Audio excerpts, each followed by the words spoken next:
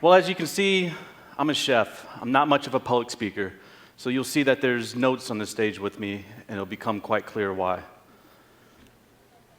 So let's get started. Food saved my life, and I'm here to share with you my love affair with it. It's been a passion of mine. It's given me all that I have. It's put a roof over my head and given me a thirst for life. It's the reason I get up in the morning and actually get out of bed. She's always been there for me, and I feel like I owe her the same. Like any relationship, it's had its ups and downs, and it started off rocky and slow with nerves and butterflies, and yet it still is the relationship that I've put most of my blood, sweat, and tears into. And thankfully, I'm starting to see amazing results from this.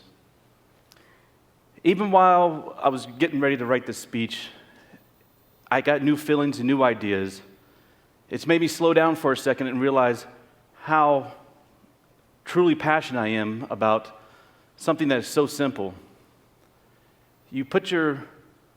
Most of you have put your pen to paper about your love, your crush, your soulmate in the audience, but for me, it's not been easy to do that. Conveying my thoughts in written form is not easily and doesn't come natural.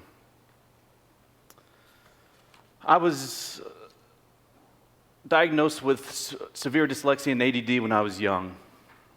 It's been a huge lifelong struggle for me, from praying on everything that's holy not to get called on, to read out loud in school, to having more than just a few minutes to be able to focus on this speech. I'm not a traditional learner, so I've never felt as if I was the smartest, the most talented, or the fastest person. But I've always been determined, passionate, and I'm a very stubborn jackass.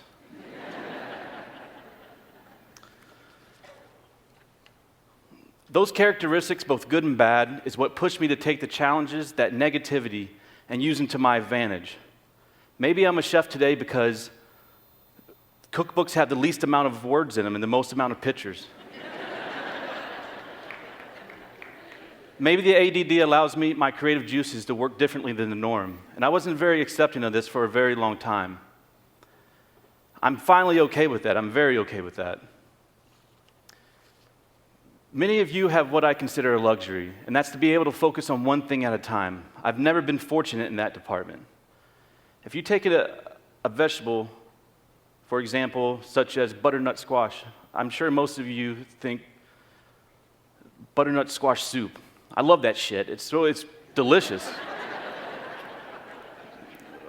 But as soon as I hear the word butternut squash, my brain goes apeshit for the endless possibilities of all the things you can do with it.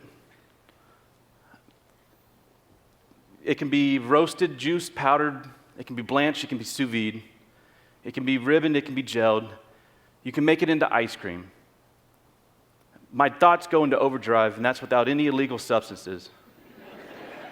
For me, if life hands you butternut, don't make soup, make ice cream. Make something special, make something that's unique. Sometimes taking the negatives, the hurdles, the unique qualities in yourself that you often find frustrating, and instead turning them into a positive can change your life, can change your journey, and ultimately change your being. My food fare didn't start off with the idea of owning my own restaurant or two, or having a team of 38 that depend on my guidance and a roof over their heads. That's not what I set out to do.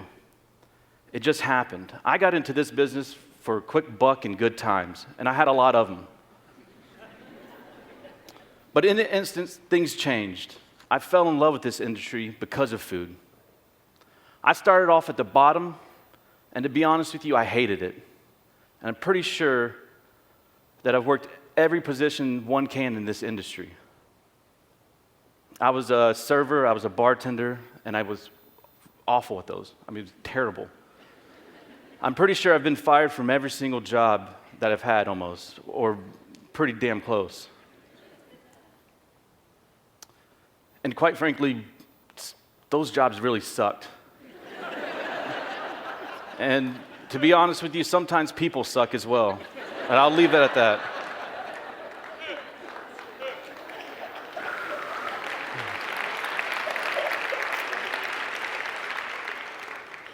But one day I figured I'd give the kitchen out a try.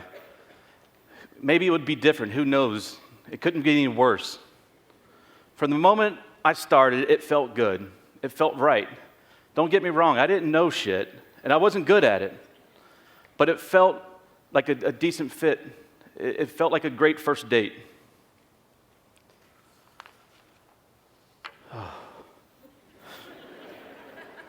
It wasn't all peaches and cream, as I continued to get fired some more. I remember one time after New Year's Eve, I was fired and I was told I'd never be an executive chef. I've had my fair share of failures, and I know it wasn't because all the people sucked. I'm not a pleasant person sometimes. I have a temper. I'm impatient. And I started to realize if I wanted more out of this job, I had to work harder. If I wanted to be better. And I knew if I did that, she would reward me. Things really started to transition for me when I realized two things. That I didn't know shit, and I needed, and that knowledge is the most powerful thing when cooking. The determination and passion from earlier started to creep in, and I had to know more. I was addicted to it. I wanted to consume anything and everything that had to do with food. The idea of the service of food, the cooking of food, the science of food, the history of food, and I started to develop my own philosophies and what food meant to me. If I'm an artist and food is my medium, it may be the greatest art of all. It empowers all five senses.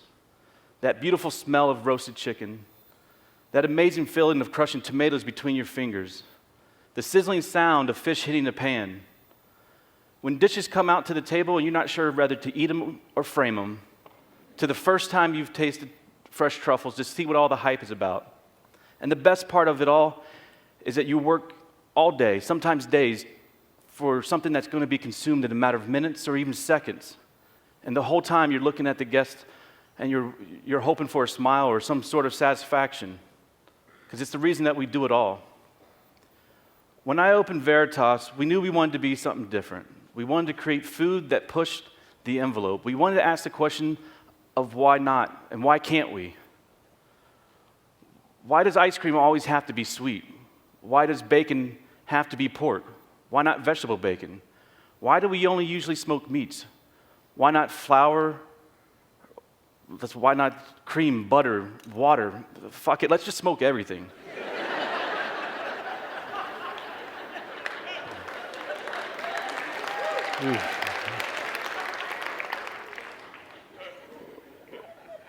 Why can't we eat styrofoam? I know that sounds crazy, but if you've ever seen those packing peanuts, some of them are edible.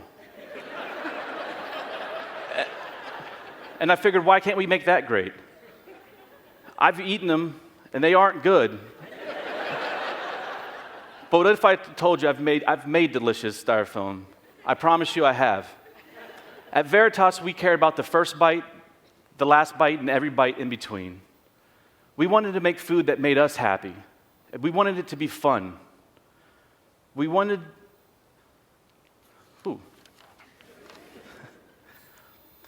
to push our guests outside of their comfort zone while still giving them familiar flavors. We wanted to invoke some sort of passion. Rather you hate us, love us, we dare to be a unique dining experience. We wanted to be great. There is no perfection in this industry, but we strive for it every day. Disruption comes knocking at our door nonstop. Things go wrong all the time. It's a matter of how you react to those disruptions that set great restaurants apart from mediocre ones. It's about how you adapt. It's about turning that distraction into food miracles. Food has helped shape me into the person I am today.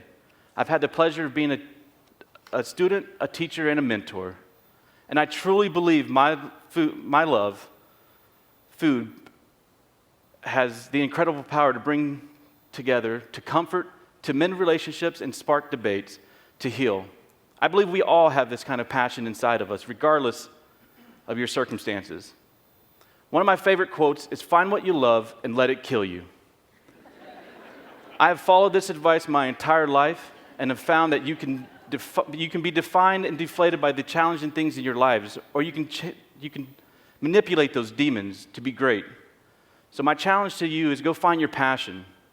Charm and woo your true love. Be not mediocre, but dare to be great. Cheers.